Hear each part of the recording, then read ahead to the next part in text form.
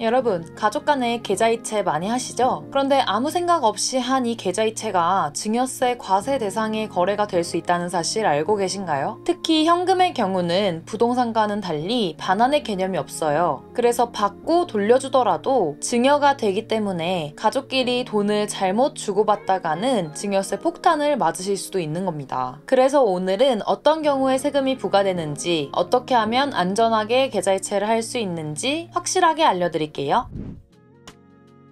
세법에서 증여란 대가가 없는 부의 무상 이전을 말하는데요. 사회 통념상 타당한 생활비나 교육비 같은 경우에는 증여로 보지 않지만 거액을 주고받는 경우라면 주의하셔야 되는데요. 10년을 기준으로 배우자의 경우에는 6억, 성년인 자녀의 경우에는 5천만 원, 미성년인 자녀의 경우에는 2천만 원까지 증여재산 공제가 가능합니다. 그럼 10년간 지금 말씀드린 이 금액 이상의 돈을 증여를 하셨다면 3개월 이내에 증여세 신고 납부를 해주셔야 되는데요. 본래 증여는 입증 책임이 과세관청한테 있습니다. 이 거래가 증여가 확실하다는 것을 과세관청이 증명을 해내야만 증여세를 부과할 수 있는데요. 하지만 증여자와 수증자가 이 증여 사실을 은폐하거나 위장하는 경우가 많아 과세관청에서 이를 입증하기엔 시간과 비용이 너무 많이 드는 거죠. 그래서 세법에는 증여 추정이라는 관련 조항이 있습니다. 법에서 정한 경우라면 증여가 아니라는 것을 입증할 책임이 납세자한테 있다는 것인데요. 예를 들어 아버지가 아들에게 2천만 원을 계좌이체를 하면서 물건을 사달라고 부탁을 했다고 해봅시다. 그런데 국세청은 이 사정을 몰라요. 계좌이체 내역에는 그냥 2천만 원만 띡 찍혀있기 때문에 이게 뭐 단순한 증여인지 아니면 어떤 사정이 있는지를 모른다는 거죠. 일단 의심을 하는 겁니다. 이거 증여네. 이게 증여 추정이죠. 그래서 납세자인 아들이 과세관청에 이건 증여가 아니라는 것을 입증을 해야만 증여세가 부과되지 않습니다.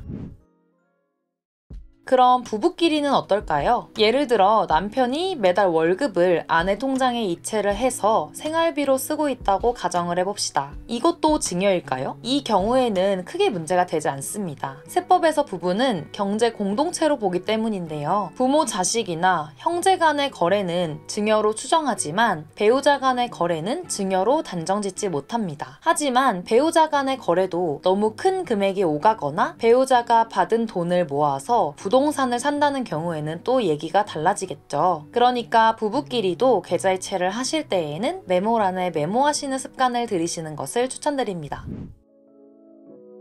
많은 분들이 소액 현금을 계좌이체 하시면서 이 정도는 괜찮지 않나? 이것도 국세청이 찾아서 증여세 과세를 하나? 궁금하실 텐데요. 국세청도 시간과 인력이 한정되어 있기 때문에 개인의 계좌이체 내역을 낱낱이 파헤치지는 못합니다. 1,000만 원 이상 은행 거래를 하면 국세청에 자동으로 통보된다는 사실은 많이들 알고 계실 텐데요. 여기서 오해가 하나 있습니다. 여기서 말하는 1,000만 원은 현금 인출의 경우만 해당합니다. 현금을 인출할 경우에는 이 돈이 누구한테 가는 어떤 명목으로 쓰였는지 알 수가 없기 때문에 국세청에 자동으로 통보가 되는 것이고요. 개인의 계좌이체 내역은 일일이 보고되진 않습니다. 계좌이체로 돈을 받았다고 하더라도 증여세를 신고하지 않는 이상 국세청은 증여를 받았는지 알 수가 없다는 거죠. 그렇다면 과세관청은 언제 가족 간 계좌이체를 확인할까요? 첫 번째, 소득에 비해 과다한 지출이 있을 때입니다. 예를 들어 집을 구매할 때 그 돈이 어디서 났는지 자금 출처 조사를 하는 것인데요.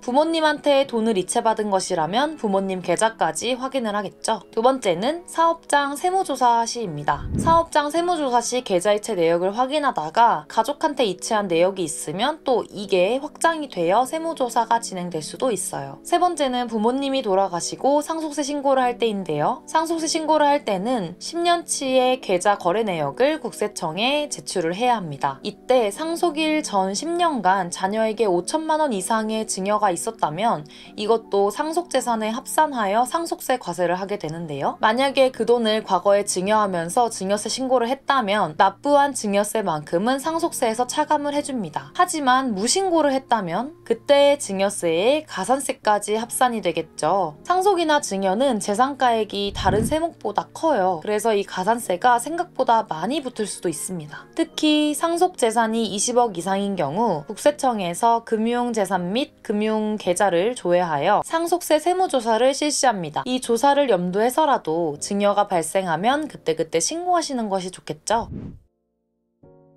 그러면 이제 가족 간 계좌이체 시 주의할 점에 대해 말씀드려 볼게요. 거래 이체 내역이 증여가 아니라는 사실을 입증하기 쉬운 환경을 만드시는 것이 좋겠죠. 세무조사는 언제나 갑자기 이루어지고 소명 자료를 급하게 준비하다 보면 이 거래가 왜 일어났는지가 헷갈리실 때가 많습니다. 그러니 평소에 가족 간 이체를 하시더라도 메모를 습관화하시는 것을 추천드려요. 부모님이 자녀에게 송금을 하는 경우 대학 등록금 송금, 생활비 송금 등 형제 간 돈을 주고받을 때는 대여금, 여행 경비 정산 등 이렇게 명확한 증거만 남기셔도 국세청은 대부분 인정을 해줍니다. 추가 꿀팁도 알려드릴게요. 큰 금액을 가족 간 이체를 하셔야 한다면 차용증을 작성해두세요. 차용의 경우 2억 1,700만 원까지는 무이자로 대출이 가능하십니다. 빌려주는 돈이 2억 1,700만 원이 넘을 경우 그 넘는 금액에 대해서는 기획재정부 고지이자율 4.6%를 꼭 지키셔서 이자를 받아주세요. 연간 이자를 받으신 흔적을 꼭 남겨주시고 나중에 상환할 때도 계좌이체를 통해 상환해주시면 문제가 없습니다. 소액 증여도 그냥 넘어가면 부동산 구매 시, 사업체 세무조사 시, 그리고 부모님 상속세 신고 시에 세무조사가 시행될 수 있습니다. 이때 증여가 아니라는 사실을 입증해야 하는 것은 납세자에게 있음을 꼭 기억해 주시고요. 갑작스러운 상속이 발생하는 경우 10년치 계좌이체 내용을 과세관청에 제출을 하고 사전 증여에 대한 상속세가 부과될 수 있으니 부모님의 연세가 많다면, 부모님의 재산가액이 20억 이상이라면, 또한 10년간 5천만 원 이상의 증여가 이미 있었다면 가족 간 계좌이체 시 메모란에 꼭 메모하시는 습관을 들여주시면 좋을 것 같고요. 자금 대여 시 차용증을 작성하고 2억 1,700만 원이 넘는 경우 4.6%의 이자율을 지켜 이자를 꼭 받아주세요. 진짜 현금 증여가 이루어졌다면 증여가 이루어진 시점으로부터 3개월 이내에 증여세 신고 납부도 필수입니다. 세금은 언제나 신고기한 내에 신고하는 것이 가장 큰 절세라는 점을 말씀드리면서 오늘 준비한 내용을 마무리하도록 하겠습니다. 내용이 도움이 되셨다면 좋아요와 구독 부탁드리고요. 궁금한 점은 댓글로 남겨주세요. 그럼 다음 영상에서 만나요. 안녕.